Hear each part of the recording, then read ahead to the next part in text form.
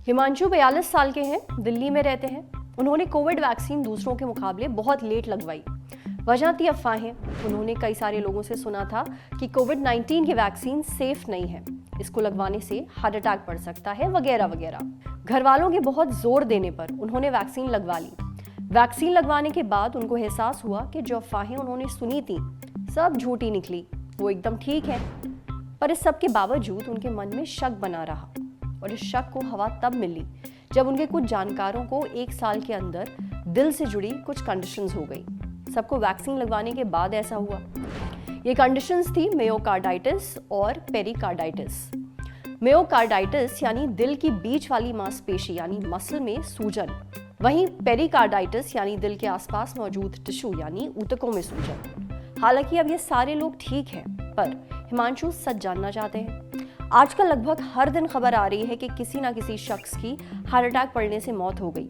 अब ऐसे में हिमांशु का सवाल ये है कि कहीं ये कोविड वैक्सीन के कारण तो नहीं हो रहा है, कहीं ये दिल की कमजोरी, वैक्सीन का तो कोई साइड इफेक्ट नहीं है।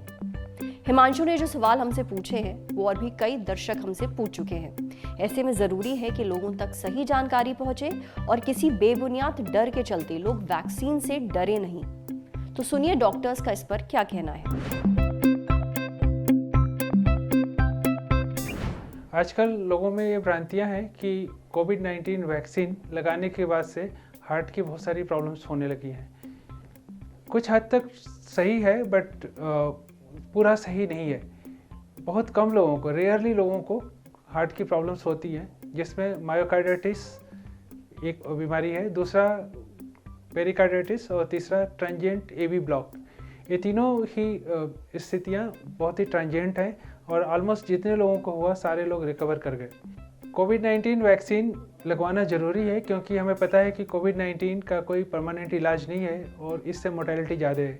इससे होने वाले कार्डियक साइड इफ़ेक्ट बहुत ही रेयर है और अभी तक जितने लोगों को हुआ सबका रिकवर कर गया।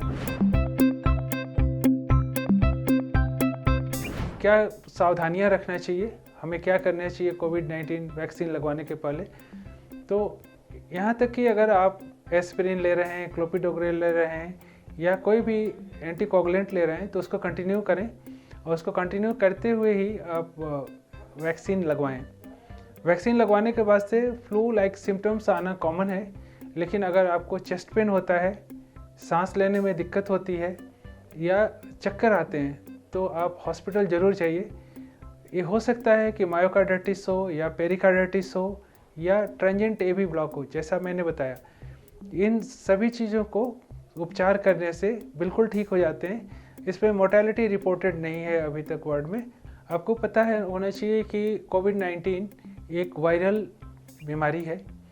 वायरल बीमारी होने की वजह से कभी कभी वायरसेस से मायोकार्डाइटिस या पेरिकार्डाइटिस हो सकता है।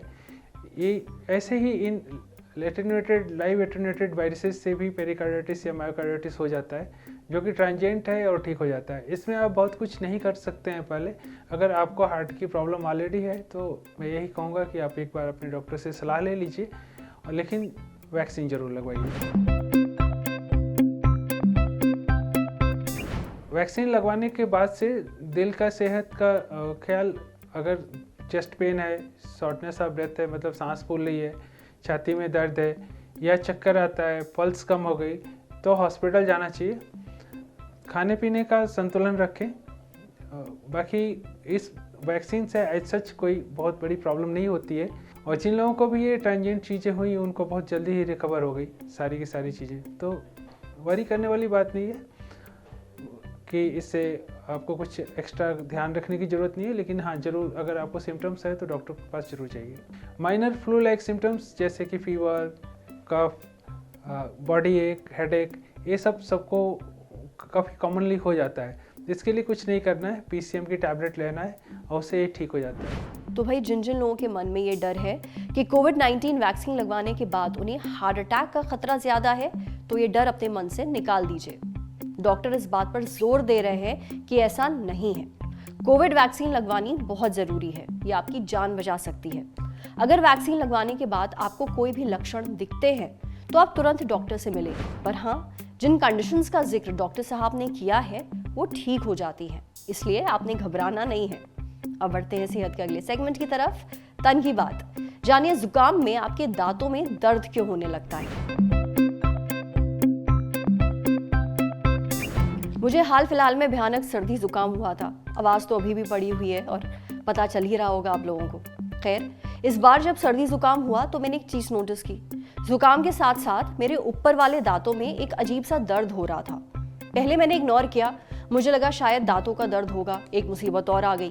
पर एक दिन मुझे ख्याल आया कि ऐसा पहली बार नहीं हो रहा है। जब जब भी मुझे सर्दी जुकाम होता है मेरे ऊपर वाले दांतों में दर्द होने लगता है।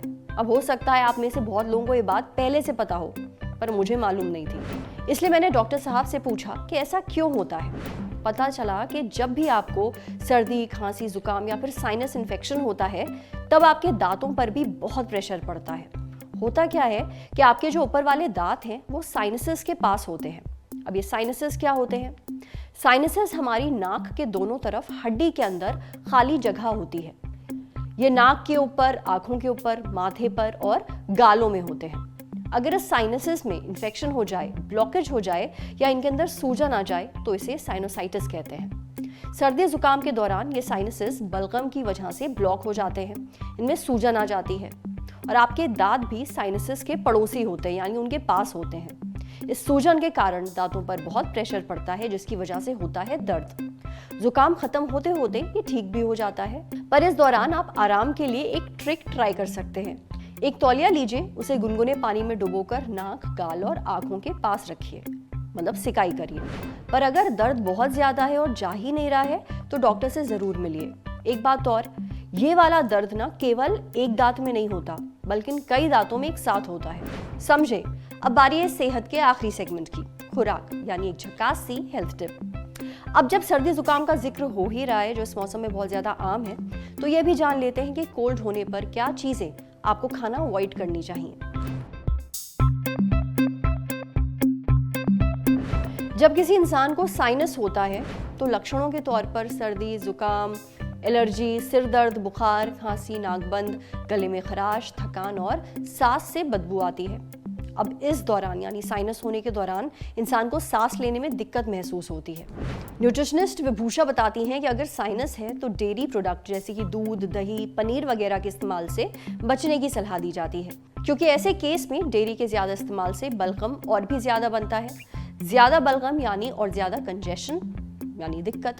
विभूषा का कहना है कि साइनस में केले से भी थोड़ा परहेज करना चाहिए। आज सेहत पर इतना ही। अगर आप एक डॉक्टर हैं, हमसे कुछ शेयर करना चाहते हैं तो जो ईमेल आईडी इस वक्त आपको अपनी स्क्रीन पर देख रही है उस पर हमें एक मेल भेज दीजिए।